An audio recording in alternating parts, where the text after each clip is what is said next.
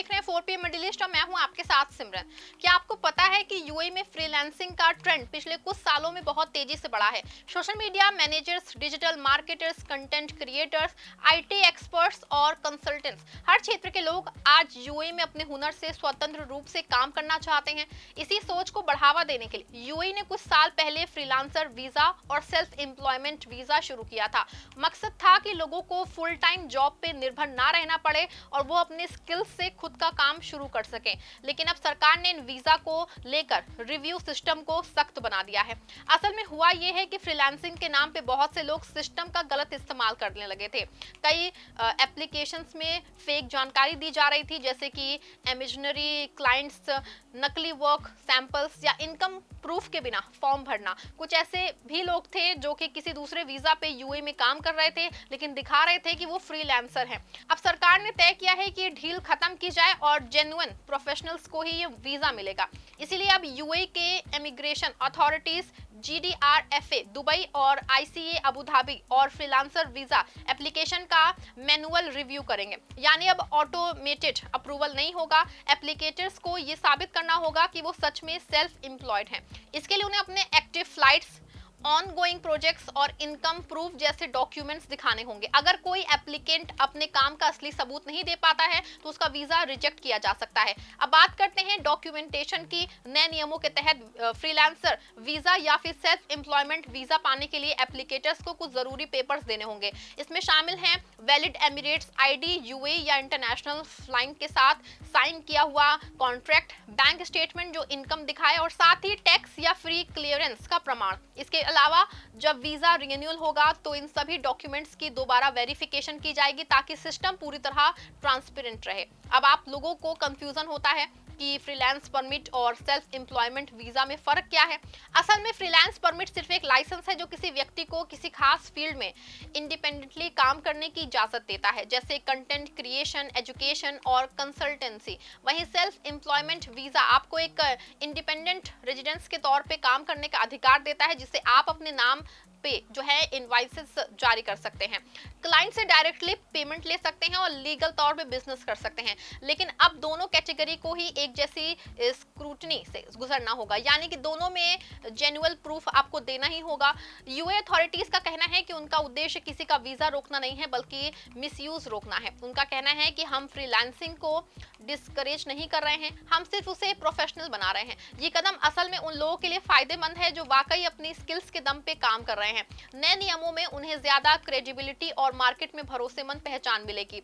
अब एक और अहम बात, सरकार ने एडवाइजरी जारी की है कि फ्रीलांसर्स किसी भी चीप वीजा पैकेज या फिर शॉर्टकट ऑफर से बचें। कई एजेंसीज ऐसी हैं जो कम दाम में freelance visa with in 3 days जैसे ऑफर देती हैं, लेकिन ये लीगल प्रोसेस के खिलाफ है। सही तरीका ये है कि आप गवर्नमेंट अप्रूव्ड चैनल से परमिट और वीजा अप्लाई करें, अपने कॉन्ट्रैक्ट्स ऑफिशियली नोटराइज करवाएं और बैंक स्टेटमेंट में जेन्युइन इनकम दिखाएं। ऐसा करने से फ्यूचर में रेजिडेंस टैक्स और बैंकिंग कंप्लायंस भी आसान होगा। इन सख्तियों से डरने नहीं है आपको, क्योंकि आपको समझने की जरूरत है ये बदलाव यूएई की इकोनॉमी को और भरोसेमंद बनाने के लिए है। अब फ्रीलांसिंग सिर्फ एक वीजा कैटेगरी नहीं बल्कि एक प्रोफेशनल आइडेंटिटी बन चुका है जहां भरोसा और अथॉरिटीज सबसे ज्यादा मायने रखते हैं। जो लोग वाकई काम कर रहे हैं, क्लाइंट्स को वैल्यू दे रहे हैं और अपने डॉक्यूमेंट साफ सुथरे रख रहे हैं, उनके लिए नया सिस्टम जो है एक्चुअली फायदेमंद है। अब सवाल ये उठता है कि जो लोग पहले से यूए में फ्रीलांसर वीजा या सेल्फ एम्प्लॉयमेंट वीजा लेके काम कर रहे हैं, उनके लिए क्या बदलेगा? क्या उनपे भी नए सख्त नियम लागू होंगे या सिर्फ एक एप्लीकेटर्स पे?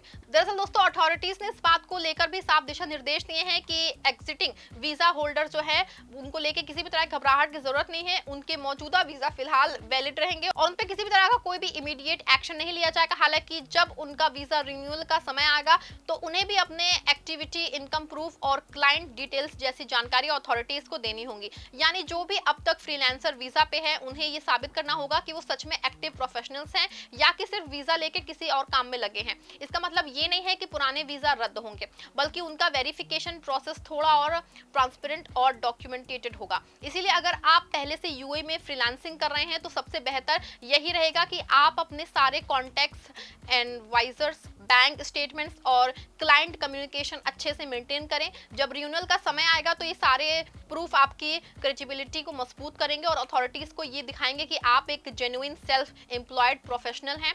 साफ शब्दों में कहें तो पुराने वीजा होल्डर्स के लिए कोई भी पेनल्टी नहीं, लेकिन अगले रिन्यूअल से वही सख्त रिव्यू प्रोसेस लागू हो जाएंगे और जो नए एप्लीकेशंस के लिए भी हैं। दोस्तों, अब आप सोचेंगे कि यूएई में सबसे ज्यादा फेक वीजा किस देश में लगते हैं, तो हम आपको बता दें कि गलत तरीके और फ्रॉड किसी एक देश का सीमित नहीं होते हैं, ये दुनिया भर के लोग कर सकते हैं। यहाँ की अथॉरिटीज आमतौर पे उन पैटर्न्स को नोट करते हैं जिनमें फर्जी कॉन्टैक्ट्स, नकली इनवॉइस, शेल कंपनियां, क्लाइंट मेल फॉरवर्डिंग और बैंकों में म्यूल अकाउंट्स का इस्तेमाल शामिल होता है। कभी कभी ये सेकेंड हैंड सर्विस प्रोवाइडर्स या फिर एजेंट्स के जरिए भी होते हैं जो कि पेपर वर्क में बदलाव कर सकते हैं। इसीलिए यहाँ समस्या तरीका है, ना कि नेशनलिटी। यूएई की जांच एजेंसियां इन टेक्निक्स पे नजर रखती हैं और ना कि किसी देश पे।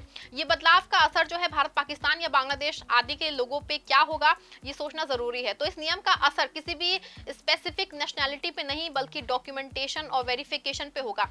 भारत से आने वाले लेजिमेंट फ्रीलांसर्स को कोई विशेष दिक्कत नहीं आएगी, बशर्ते जो है उनके पास असली कॉन्ट्रैक्ट्स, इनवॉइसेस और बैंक ट्रांजैक्शन हो। हाँ, जो लोग नकली तरीके से अपना के रह रहे हैं उनकी संख्या कम होने की उम्मीद है, क्योंकि सिस्टम अब स्ट्रिक्ट वेरिफिकेशन करेगा। परिणाम स्वरूप शॉर्ट टर्म में फेक एप्लीकेटर्स की भी भीड़ घट सकती है, जो कि अथॉरिटीज का मकसद भी है। लेकिन असली प्रोफेशनल्स के लिए कंपटीशन और प्रोसेस में ट्रांसपेरेंसी बढ़ेगी, ना कि मान्य आवेदकों के खिलाफ कोई टारगेटिंग।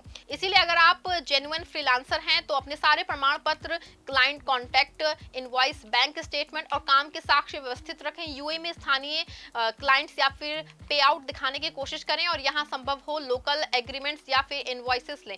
एजेंट फीस और अनऑथराइज्ड शॉर्टकट से बचें, क्योंकि यही अक्सर प्रॉब्लम बनते हैं।